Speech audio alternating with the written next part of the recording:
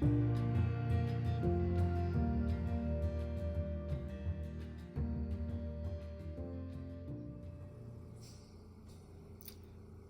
name is Ella Jean Rogers. My parents are James and Rosie C. My parents came up from not just Little Rock, it's a little town that I can't recall right now, but they came in 1929. My mother went to a church on Caldwell, I do believe, and being so young, I didn't remember exactly where that location was. But being a daughter of a pastor who was actually a circuit preacher in Arkansas, she was used to being very active in her church. So she was looking for a church home to take her children to. And she came to the present day name of Mount Nebo, 1934, 1935. My mother was missionary president, along with Sunday school. She also helped in the kitchen on special days. She also helped with serving communion. He sang in the choir. He worked as a janitor. He worked as a trustee. He worked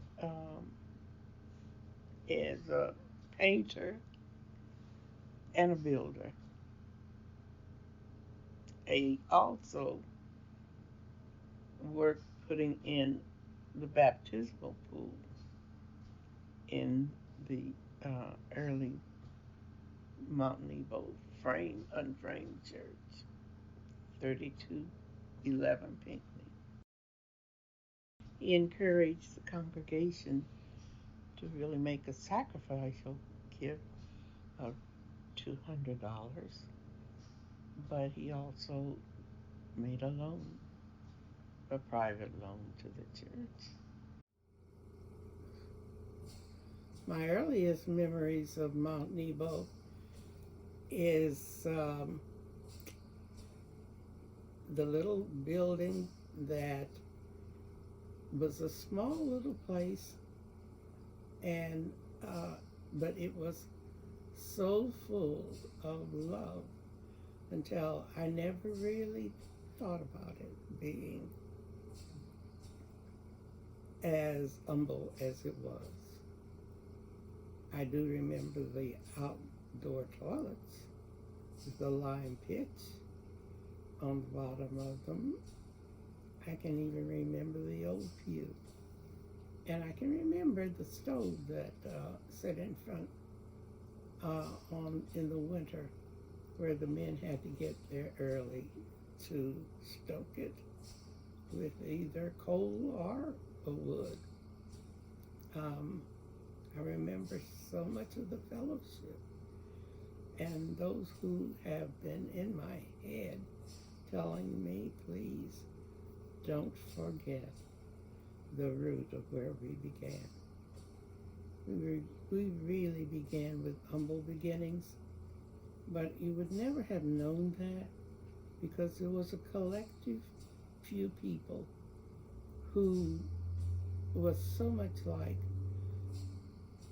Acts, the first church, until I can relate to all those who came to share, to give out of their abundance of crop or out of their employment, whether they were laborers in the mill where flour was made, men who came up from the south to work in the packing house, who would bring what they used to throw away was oxtails and things like that. But when you talk about Sunday service or Mount Nebo, Sunday was just another day that we went to worship. But we went there as often as we could to gather together to know what it was that was needed. I still can remember every minister that I had after that, and their families and their homes. From Reverend Joseph Gates and his freckle face, and his carrying us over to Council Bluff, because he also had another church there. He served a small time, but I remember Reverend Gates. I remember Reverend James P. Mosley, because he lived down the street from us when we moved on Maple Street, but there was a time when we lived across the street from 3211 Pinckney Street. And I remember all the people that lived up and down that street, and many of them who came to our church, the Kings, Bessie, Buddy, and I remember some of the Cox. I remember that the woman that I love so much, who mentored me, who sometimes babysat me, sometimes because when I was growing up, I would just follow her wherever she moved, and that was Miss Mary McCarthy. Those are angels that I remember. There was my sister Claudia, who sung alto in the choir, my sister Corrine, there was Viola, there was Louise, there was myself, and then there was Beverly. Sharon came a little bit later, in fact. Beverly came 5 years after me, and Sharon came after me, but Sharon played piano for Sunday school. My brother Thelbert went to war, and that was in the 40s. So my memory of what Thelbert did in the church is vague. But we were all very active, whether it was Coring serving as mission president at one time. That was when she was older. I also was president of the mission, president of the young matrons, um, president of the deaconess. Louise also was a deaconess. John was very active in the church. Um, there's nothing that was done that he didn't was not involved in. Um, he worked before he even was ordained as a deacon in 1954. I keep saying it, but I don't know. To be correct, it's between 1954 and 1955 that Reverend Claude Williams saw that he wanted us to be a part of the deacon and deaconess board. But he was active even before that time. But there were just, he was so faithful to that covenant that we both made to the Lord.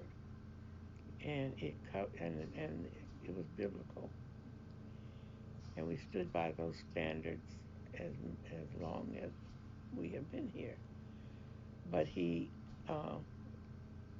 and